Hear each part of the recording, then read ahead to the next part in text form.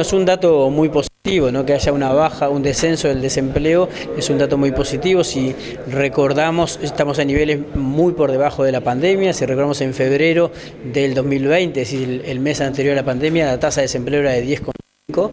Si en términos de personas, 85.000 personas que estaban desocupadas, en este momento hay 143.000 desocupadas, o sea que se recuperó todo el empleo que se perdió durante el año 2020 e incluso 40.000 puestos de trabajo más.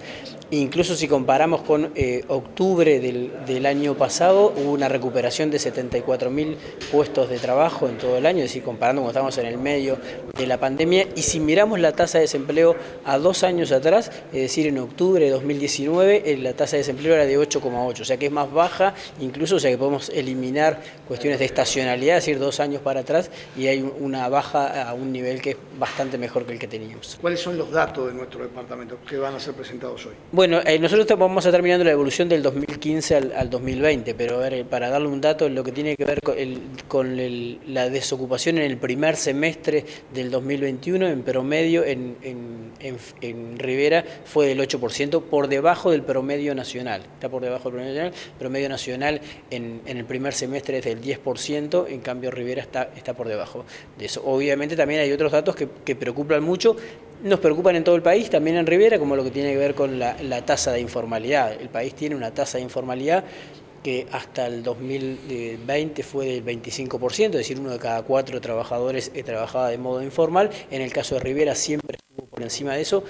Debo decir que no es el único departamento que está en esta situación, hay otros departamentos que tenían una situación similar y no es fruto de la pandemia, porque uno está mirando 2015-2020, hay algunos departamentos que estaban cerca del 50% de informalidad, o sea que ese es un desafío enorme que tenemos en términos de país, en términos de inclusión, y que vimos además cómo eso golpea a las personas en concreto, porque cuando vino la pandemia, los que estaban formalizados tenían opciones a derecho de seguro de paro, tenían opciones a seguro de enfermedad, en cambio quienes estaban en el sector informal no tenían esos derechos, y además esto tiene que ver con otras vinculaciones como es aporte a la seguridad social, la posibilidad de jubilarse, aporte al FONASA, la posibilidad entonces también de tener derecho a la salud, sobre todo acceso a una mutualista, o sea que hay otras implicancias que tienen que ver, o sea que es un tema, un debe importante que tiene el país, que no es coyuntural, no tiene que ver con la pandemia, pero que sí debemos enfrentarlo.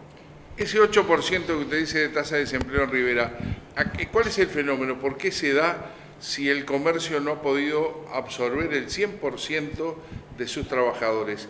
¿Cuál es el sector que ayuda a que esos números bajen? Bueno, en realidad nosotros no tenemos en este momento ese nivel de desagregación, porque aquí, a ver, para contarles, el Instituto Nacional de Estadística libera los datos de desempleo una vez al año a año cerrado, digamos, ¿no? O sea, en realidad, en marzo del 2021 nos dieron los datos del 2020.